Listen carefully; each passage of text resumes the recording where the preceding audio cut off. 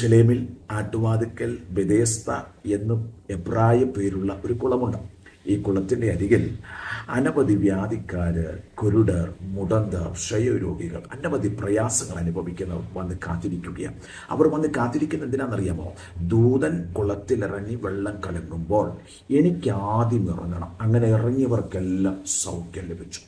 അങ്ങനെ നാളുകൾ കഴിഞ്ഞു പോവുകയാണ്. അങ്ങനെ ഒരു ദിവസം നമ്മുടെ വാഴ്ത്തപ്പെട്ടവനായ യേശു ഈ കുളക്കരയിലേക്ക് കടന്നു വരുന്നു. യേശു കുളക്കരയിൽ കടന്നു വരുമ്പോൾ ഒരു സാധുവായ മനുഷ്യനെ യേശു ശ്രദ്ധിച്ചു. അവൻ കിടക്കയിൽ അഭയം പ്രാപിച്ചിരിക്കുക. സാധുവായ മനുഷ്യൻ. അവൻ നോക്കുമ്പോൾ അവൻ്റെ മുഖത്തേക്ക് യേശു ശ്രദ്ധിച്ചപ്പോൾ പരിശുദ്ധാത്മാവിനാൽ യേശുവിന് മനസ്സിലായി, അവൻ ഇന്നലെ വന്നവനല്ല, അവൻ കഴിഞ്ഞ ആഴ്ചയിൽ വന്നവനല്ല, കഴിഞ്ഞ മാസത്തിൽ വന്നതല്ല. 38 വർഷക്കാലം ഒരു സൗഖ്യത്തിനു വേണ്ടി, ഒരു വിടുതലിനു വേണ്ടി അവൻ ഈ കുളക്കടവിൽ നിൽക്കുകയാണ്.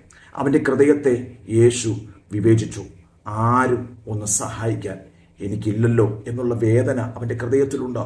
ആ വേദനയെ യേശു ക്രിസ്തു പരിശുദ്ധാത്മാവിന് മനസ്സിലാക്കിയിട്ട് യേശുവിനോട് ചോദിക്കുന്നു, നിനക്ക് സൗഖ്യമാകുവാൻ മനസ്സുണ്ടോ? ഈ ചോദ്യം അവൻ കേട്ടപ്പോൾ അവൻ്റെ ചിന്ത, ഈ യേശു അവനെ ഇപ്പോൾ കുളത്തിലിറക്കുമെന്നാണ്, അവനെ ഒന്ന് സഹായിക്കുമെന്നാണ്.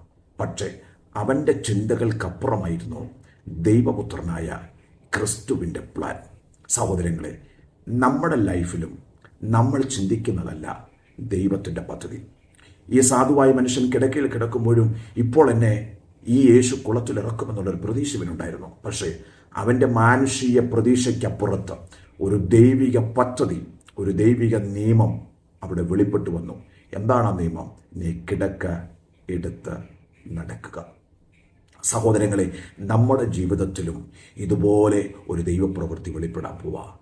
നിന്നെ ചുമന്നുകൊണ്ട് നടന്ന ചില പ്രതിസന്ധിയുണ്ട്. ആരും ഒന്ന് കൈത്താങ്ങൽ ഇല്ലാതെ, ആരും ഒരു നല്ല വാക്ക് പറയാൻ ഇല്ലാതെ കൂടെ നിന്നവർ തള്ളിക്കളയുന്നൊരനുഭവം.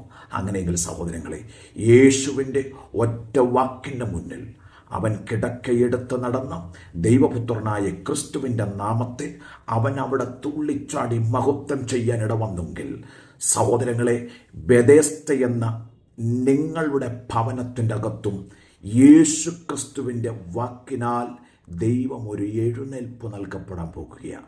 നിങ്ങളുടെ തലമുറകളിൽ, നിങ്ങളുടെ കുടുംബജീവിതത്തിൽ, നിങ്ങളുടെ ജോലി മേഖലകളിൽ ബെഥേസ്തയുടെ അനുഭവം കണ്ടേക്കാം. സഹായിക്കാൻ ആരുമില്ലായിരുന്നേക്കാം. പക്ഷേ ഹൃദയങ്ങളെ തുറക്കാൻ, യേശുവിനെ സ്വന്തം രക്ഷിതാവായി സ്വീകരിക്കാൻ സഹോദരങ്ങളെ നിങ്ങൾ തയ്യാറാകുന്നെങ്കിൽ യേശുവിൻ്റെ ഒരു വാക്കിൻ്റെ മുന്നിൽ നിങ്ങളുടെ ജീവിതത്തിൽ ഒരു ഡെലിവറൻസ് ദൈവത്തിൻ്റെ പുത്രൻ ക്രിസ്തു മുഖാന്തരം നിങ്ങൾക്ക് നൽകപ്പെടും.